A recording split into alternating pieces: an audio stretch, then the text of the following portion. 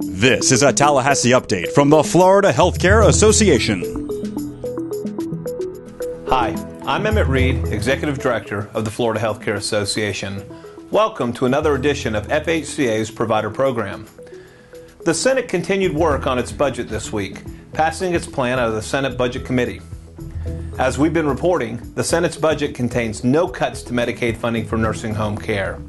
The full vote by the Senate is expected to be taken on the floor next week. In the meantime, the House has passed its budget, which contains a 2.5% cut to nursing home funding.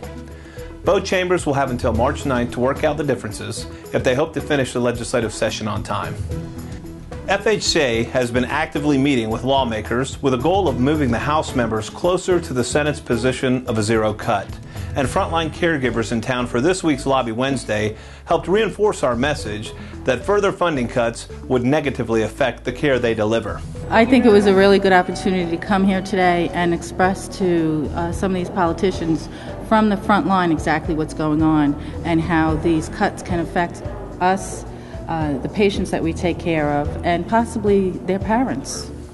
These dedicated nurses were here as part of another large group from Aramid Health Management, employees from Evergreen Woods Health and Rehab and Tarpon Bayou Center, who joined us for their first ever Lobby Wednesday. We spoke to Evergreen's administrator, Ron Swanger, about their experience. I'm Ron Swanger, the administrator of Evergreen Woods Health and Rehab out of Spring Hill, Florida. And we're in the House of Representatives side of the Capitol.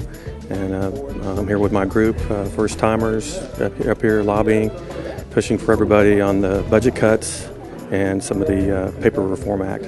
Also joining us were representatives from Healthcare Services Group who are helping to sponsor this important grassroots initiative.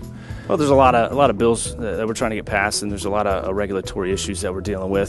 Certainly budget cuts and things of that nature that help with our patient care. So the more that they're reducing and trying to cut back on the budget, it's affecting not only from a meal standpoint, but from a patient care standpoint, how we take care of our elders, our family members, grandparents, mothers, fathers. So it's extremely important to keep that level of care up here in Florida that we've built so strong over the course of the last couple of years so that we can maintain a high level of care. Okay, next up, Representative Frisch, House Bill 621.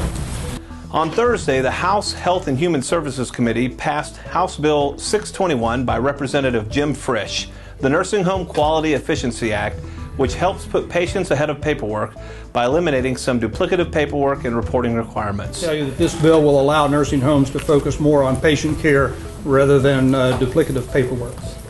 Thanks to the hard work of our bill sponsor and the collective efforts of FHCA and its members, there was significant bipartisan support for the bill. We're also watching the Senate companion, Senate Bill 482 by Senator Jack Latvala, and we'll keep you updated on its movement. It's evident as we make our way through the halls of the Capitol each day that our members' active involvement this session is resonating with lawmakers. We caught up with a number of legislators who spoke to the importance of members being involved early and often to ensure the voices of long-term care are heard. See, people from home coming up telling you how everything we pass up there, how it affects them, how things, especially with the population that they serve, it means a lot to us to be well-grounded and hear from the people back home. I just think it's wonderful that the Florida Healthcare would come to Tallahassee to make their concerns known. Healthcare is very, very important to me and my district and, of course, the Florida Senate. So it's wise of them to come up here and advance their ideas and concepts so that we can help structure some legislation and some budgetary items that will benefit them in their cause. So I'm very pleased to see them today. We're past the halfway mark of the 2012 legislative session, and as always, FHCA is grateful to our members for their ongoing support in our advocacy efforts.